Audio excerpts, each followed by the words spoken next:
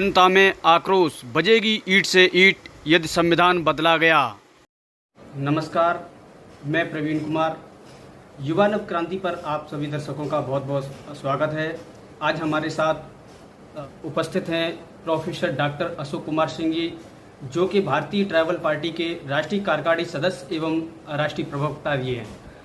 अभी वर्तमान में बीजेपी की सरकार जो है सर, उसके प्रधानमंत्री के आर्थिक सलाहकार परिषद के अध्यक्ष हैं देवराज जी, जिन्होंने भारतीय संविधान को बदलने की अभी स्टेटमेंट दिया है। अभी तो उस पर आपकी क्या प्रतिक्रिया? जी, जो प्रधानमंत्री के आर्थिक सलाहकार परिषद के जो अध्यक्ष हैं, जो स्टेटमेंट दिया है वो निहायत ही घटिया स्टेटमेंट है और वो नया संविधान की बात कर रहे हैं जो संविधान विरोधी बात है। और जो संविधान विरोधी बात उन्होंने कही है वो बाबा साहब भीमराव अंबेडकर के बनाए हुए संविधान के विरोध में बोल रहे हैं। वो डॉक्टर जयपाल सिंह मुंडा, जिन्होंने 5वीं अनुसूची और 6वीं अनुसूची में भारतीय संविधान में आदिवासी अधिकार देने की बात की है, उनके खिलाफ में बात कर रहे हैं। ये बात कर रहे हैं जो डॉक्टर बिंदेश्वरी प्रसाद मंडल ने पिछड़े सामाजिक और शैक्षणिक रूप से देश के पिछड़े वर्गों के लिए जो अनुशंसाएं की थी, उनके विरोध में बात कर रहे हैं। जो देश के अल्पसंख्यकों की हालात है उस पर आदरणीय जस्टिस सच्चर साहब के सपनों का कत्लेआम है और ये संविधान में उन चीजों को लागू की नहीं करते।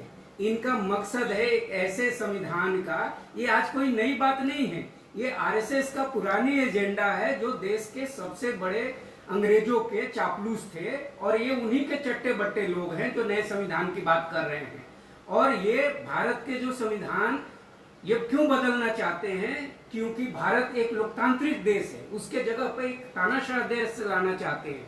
भारत एक धर्मनिरपेक्ष देश है, उसके जगह पे एक ब्राह्मणवादी ये देश बनाना चाहते हैं हिंदूवाद के छद्म भेष में।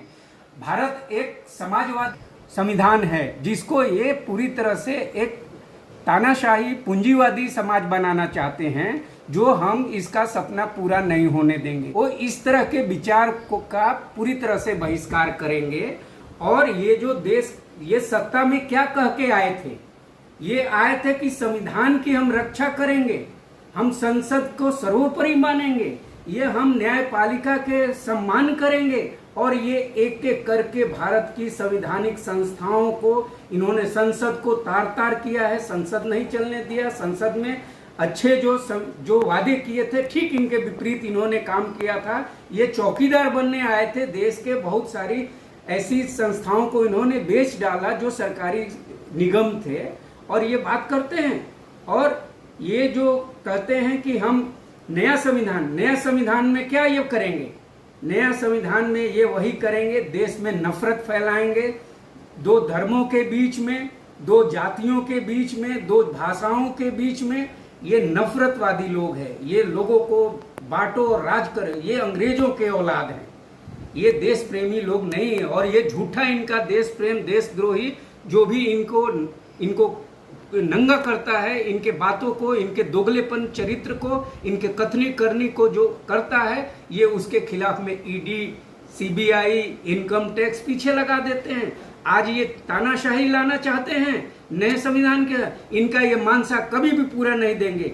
आपको मालूम है हमारे नेता छोटू भाई बसावा एक राष्ट्रीय आदिवासी नेता है, इसका पूरा देश का जो 8% आदिवासी है वो पूरी तरह से, और आदिवासी ही क्यों, छोटू भाई एक समाजवादी नेता है, देश का पिछड़ा वर्ग उनके साथ है, देश का दलित वर्ग उनके साथ है, देश की महिलाएं उनके साथ है, और जो भी देश के गरीब गुरबे लोग हैं, हाँ वो खिलाफ में है, ब्राह्मणवाद के खिलाफ में है, पूंजीवाद के खिलाफ में, सामंतवाद के खिलाफ में। जैसे उनके संविधान को नहीं, वो नई संविधान लेके आए, सांसद में लेके ड्राफ्ट तो आए, वो पहले ऐसे स्टेटमेंट दे के जनता को गुमराह कर रहे हैं, लोगों में बेमनस फैला रहे हैं, लोगों में नफरत फैला रहे हैं। ये हम कभी भी नहीं होने देंगे।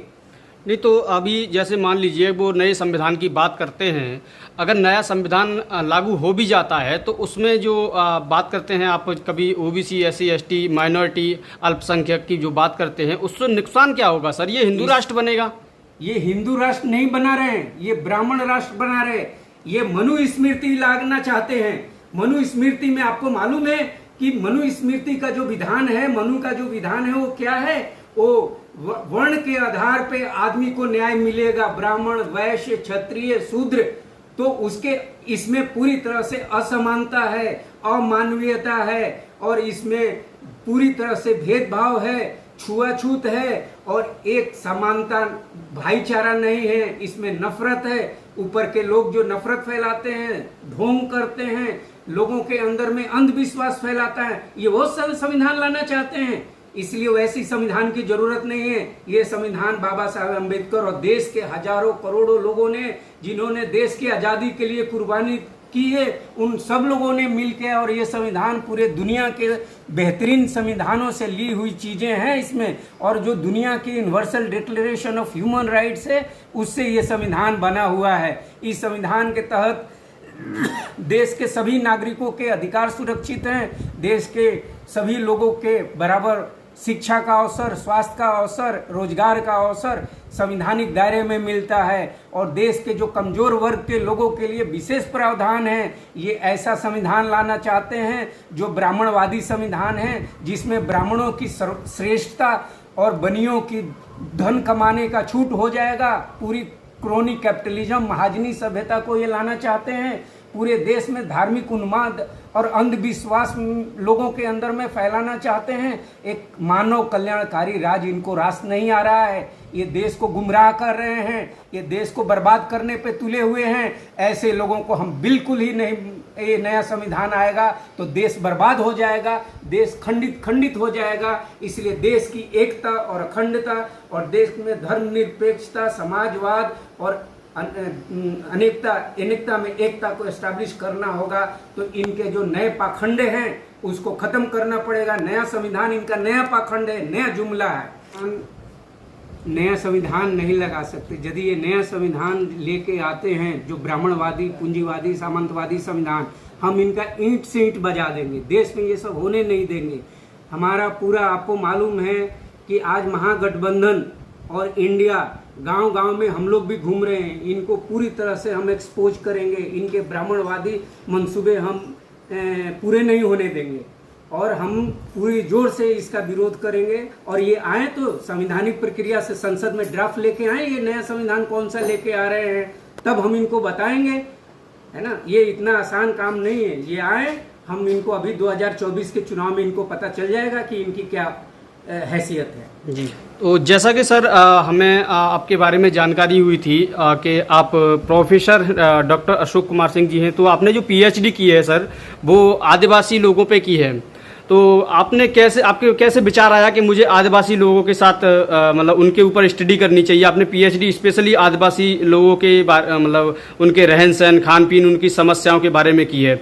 और आप 30 सालों से लगातार आदिवासियों के लिए काम कर रहे हैं, और अभी इस समय हमारे जो महामहिम राष्ट्रपति जी हैं वो आदिवासी हैं। तो अब उनके साथ क्या प्रतिक्रिया हो रही है, आप क्या चाहते हैं सर? देखिए, मैंने human rights of indigenous people in south Asia, A comparative state response in India, Nepal and Bangladesh, एक रिसर्च किया था आईएलओ के कंटेक्स्ट में। आईएलओ इंटरनेशनल लेबर ऑर्गेनाइजेशन के 2 कन्वेंशन है, कन्वेंशन नंबर 107, 169, जिसमें ये हमें पता करना था कि कौन से देश ने अपने देश के इंडिजिनस पीपुल यानी ट्राइबल लोगों के अधिकारों को सुनिश्चित किया। उस अधिकारों में क्या क्या है कि आदिवासी लोगों को, इंडिजिनस पीपुल को, उनको अपनी मातृभाषा में उनके बच्चों को पढ़ने का अधिकार है। उनको, युवाओं को शिक्षा ग्रहण करने में सरकार की सुविधाएं, चाहे वो अंतर्राष्ट्रीय स्तर की शिक्षा प्राप्त कर सके, इसलिए सरकार का आर्थिक उसमें सहयोग के लिए क्या किया है, नेपाल ने क्या किया है, इंडिया ने क्या किया है। आदिवासी भाषाओं को संरक्षित और उनकी संस्कृति को, साहित्य को संरक्षित करने के लिए भारत सरकार ने, नेपाल सरकार ने, बांग्लादेश ने क्या किया है, ये सब अध्ययन कर रहा था। लेकिन उसके पहले जब मैं एक रिसर्चर की हैसियत से राजस्थान में गया था लोक जुम्बिश परियोजना में काम करने के लिए, तो मैंने उस समय झारखंड एक अलग राज्य बना, छत्तीसगढ़ एक अलग राज्य बना, और उत्तराखंड एक अलग राज्य बना। उत्तराखंड पहाड़ के स्थिति को लेके कि पहाड़ी लोगों के साथ में उत्तर प्रदेश न्याय नहीं कर रहा है, और छत्तीसगढ़ बहुत ही बड़ा मध्य प्रदेश का राज्य है, जहाँ पे गोंड लोगों का गोंडवाना होना चाहिए था, उसके जगह पे छत्तीसगढ़ आदिवासी राज्य बनाया गया। झारखंड, बिहार, बंगाल, उड़ीसा से काट के एक आदिवासी राज्य बनाया गया ताकि उनको न्याय पाए। तो मेरे दिमाग में जब मैं राजस्थान, गुजरात, मध्य प्रदेश, महाराष्ट्र, गोवा, दादर नगर हवेली, दमन में घूमा, देखा, तो लगा कि यहाँ पे भी एक भीलखंड, इसको हिस्टोरिकली ये भील कंट्री के नाम से जाना जाता है। कोई भीलखंड कहता है, कोई भीलिस्तान कहता है, कोई भील देश कहता है, कोई भील प्रदेश। अभी तो भील प्रदेश जोरों से आंदोलन चल रहा है, हमने भी संगठन बनाया था भीलखंड मुक्ति मोर्चा। तो ये राज्य की मांग इसलिए उठाई कि जब झारखंड बन सकता है, छत्तीसगढ़ बन सकता है, उत्तराखंड, तो भीलखंड क्यों नहीं। तो मैंने इस पे एक किताब लिखी और भारत की जो संविधान में प्रावधान है Indian state reorganisation commission act के तहत में कि वेदर ये Bhilkhand is a feasible state in western India और नॉट।